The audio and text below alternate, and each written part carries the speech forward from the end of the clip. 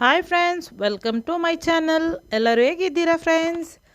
ಬನ್ನಿ ಫ್ರೆಂಡ್ಸ್, ಇವತ್ತು ನಾನೊಂದು ಸ್ವೀಟ್ ರೆಸಿಪಿನ ನಿಮ್ಮ ಜೊತೆ ಶೇರ್ ಮಾಡ್ತಾ ಇದ್ದೀನಿ. ಈ ರೆಸಿಪಿ ಹೆಸರು ಬಂದು ಸಿಹಿ ಕಡುಬು ಅಂತ. ತುಂಬಾ ಚೆನ್ನಾಗಿರುವಂಥ ಒಂದು ರೈಸ್ ಡಂಪ್ಲಿಂಗ್ ಹೆಂಗೆ ಮಾಡೋದು ಅಂತ ಹೇಳ್ಕೊಡ್ತಾ ಇದ್ದೀನಿ.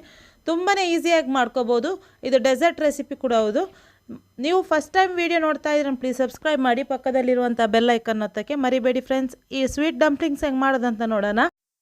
ಇವಾಗ ನಾನು ಸೊಸೈಟಿ ಅಕ್ಕಿನ ತೊಗೊಂಡಿದ್ದೀನಿ. ಅಂದರೆ ಬಾಯ್ಲ್ಡ್ ರೈಸು ಮಂಗಳೂರು ಕಡೆ ಎಲ್ಲ ಸಿಗುತ್ತಲ್ಲ ಸೊಸೈಟಿಯಲ್ಲಿ, ಆ ಅಕ್ಕಿನ ತೊಗೊಂಡಿದ್ದೀನಿ.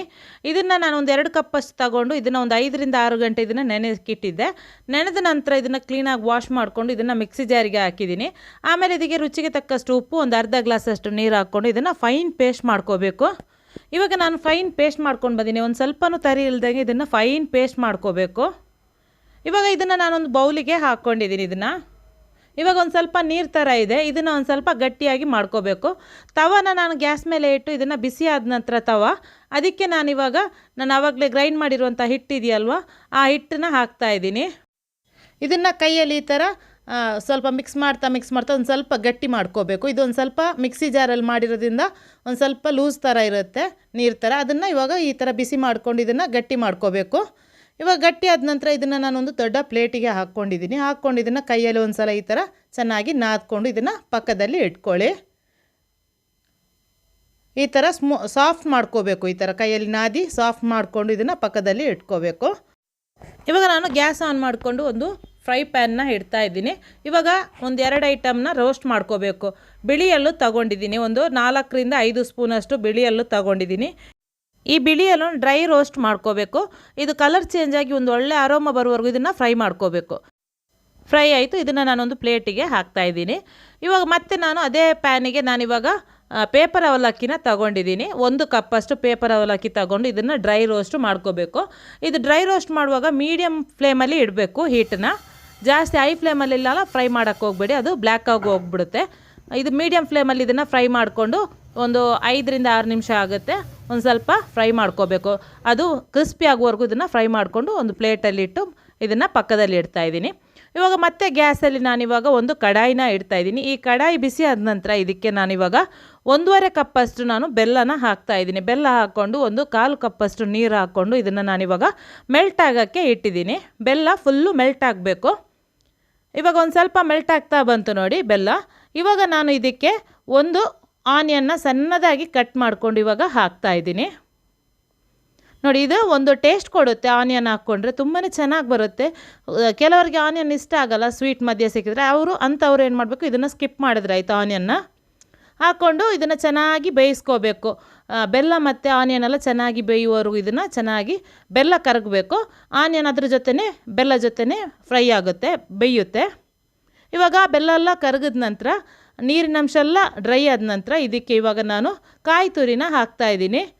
ನಾನು ಒಂದು ಫುಲ್ಲು ಕಾಯಿ ತಗೊಂಡಿದ್ದೀನಿ. ಈ ಕಾಯಿನ ಇವಾಗ ನಾನು ಇದಕ್ಕೆ ತುರಿದಿರುವಂಥ ಕಾಯಿನ ಹಾಕ್ಕೊಂಡು ಬೆಲ್ಲದ ಪಾಕಕ್ಕೆ ನಾನಿವಾಗ ಮಿಕ್ಸ್ ಮಾಡ್ತಾಯಿದ್ದೀನಿ. ಇದನ್ನು ಚೆನ್ನಾಗಿ ಮಿಕ್ಸ್ ಮಾಡ್ಕೋಬೇಕು. ನೋಡಿ, ಇವಾಗ ಚೆನ್ನಾಗಿ ನಾನಿವಾಗ ಮಿಕ್ಸ್ ಮಾಡ್ಕೊಂಡಿದ್ದೀನಿ. ಇದರಲ್ಲಿ ನೋಡಿ ಸ್ವಲ್ಪ ನೀರಿನ ಅಂಶ ಎಲ್ಲ ಇದೆ. ನಾವು ಕಾಯಿ ಹಾಕಿದ ನಂತರ ಕಾಯಿ ಏನಾಗುತ್ತೆ, ನೀರು ಬಿಟ್ಟಂಗೆ ಆಗುತ್ತೆ. ಅದು ಫುಲ್ಲು ಡ್ರೈ ಆಗುವವರೆಗೂ ಇದನ್ನು ನೀವೇನು ಮಾಡಬೇಕು, ಚೆನ್ನಾಗಿ ಕುದಿಸ್ಕೋಬೇಕು. ಇದಕ್ಕೆ ನಾನಿವಾಗ ಒಂದು ಪಿಂಚಷ್ಟು ಸಾಲ್ಟ್ನ ಹಾಕ್ತಾಯಿದ್ದೀನಿ. ಸಾಲ್ಟ್ ಹಾಕ್ಕೊಂಡ್ರೆ ತುಂಬಾ ಚೆನ್ನಾಗಿರುವಂಥ ಟೇಸ್ಟ್ ಕೊಡುತ್ತೆ.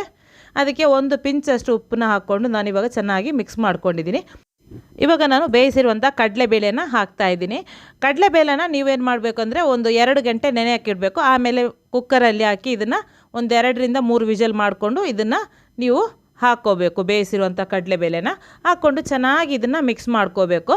ನೀರಿನ ಅಂಶ ಎಲ್ಲ ಡ್ರೈ ಆಗುವವರೆಗೂ ಮಿಕ್ಸ್ ಮಾಡ್ಕೊಳ್ಳಿ. ಆಮೇಲೆ ಇದಕ್ಕೆ 1 ಸ್ಪೂನಷ್ಟು ಏಲಕ್ಕಿ ಪೌಡ್ರು ಹಾಕ್ಕೊಂಡು ಇದನ್ನು ಚೆನ್ನಾಗಿ ಮಿಕ್ಸ್ ಮಾಡ್ಕೊಳ್ಳಿ. ಆಮೇಲೆ ನಾವು ಆವಾಗಲೇ ರೋಸ್ಟ್ ಮಾಡಿರುವಂಥ ಎಳ್ಳು ಮತ್ತು ಅವಲಕ್ಕಿ ಇದೆಯಲ್ವ, ಅದನ್ನು ಹಾಕ್ಕೋಬೇಕು. ಹಾಕ್ಕೊಂಡು ಇದನ್ನು ಚೆನ್ನಾಗಿ ಈ ಥರ ಒಂದು ಸಲ ಮಿಕ್ಸ್ ಮಾಡ್ಕೊಳ್ಳಿ.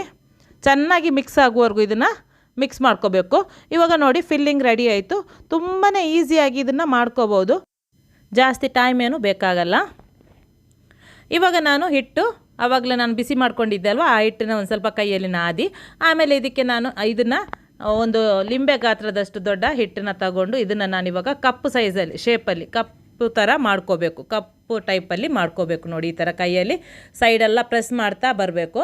ಮಧ್ಯ ಒಂದು ಸ್ವಲ್ಪ ಪ್ರೆಸ್ ಮಾಡ್ಕೊಂಡು ಆಮೇಲೆ ಸೈಡೆಲ್ಲ ಪ್ರೆಸ್ ಮಾಡಿಕೊಂಡು ಇದ್ರ ಒಳಗಡೆ ಮಧ್ಯದಲ್ಲಿ ಏನು ಮಾಡಬೇಕಂದ್ರೆ ನಾವು ಮಾಡಿರುವಂಥ ಫಿಲ್ಲಿಂಗ್ ಇದೆಯಲ್ಲ, ಸ್ವೀಟ್ ಫಿಲ್ಲಿಂಗು, ಬೆಳ್ಳದಲ್ಲಿ ಮಾಡಿರುವಂಥ ಫಿಲ್ಲಿಂಗ್ನ ಹಾಕ್ಕೊಂಡು ಇದನ್ನು ಫುಲ್ಲು ಕವರ್ ಮಾಡ್ಕೋಬೇಕು. ಇದನ್ನು ನೋಡಿ ಈ ಥರ ಲಾಕ್ ಮಾಡಿಕೊಂಡು ಎಕ್ಸ್ಟ್ರಾ ತೆಗೆದು ಇದನ್ನು ಇವಾಗ ಒಂದು ಬಾಲು ಶೇಪ್ಗೆ ಕೊಟ್ಟರೆ ಪರ್ಫೆಕ್ಟಾಗಿರುವಂಥ ಒಂದು ಕಡುಬು ರೆಡಿ ಆಗುತ್ತೆ. ಇದನ್ನು ಇವಾಗ ಇನ್ನು ನೆಕ್ಸ್ಟು ಸ್ಟೀಮ್ ಮಾಡೋದಷ್ಟೇ ಇರೋದು.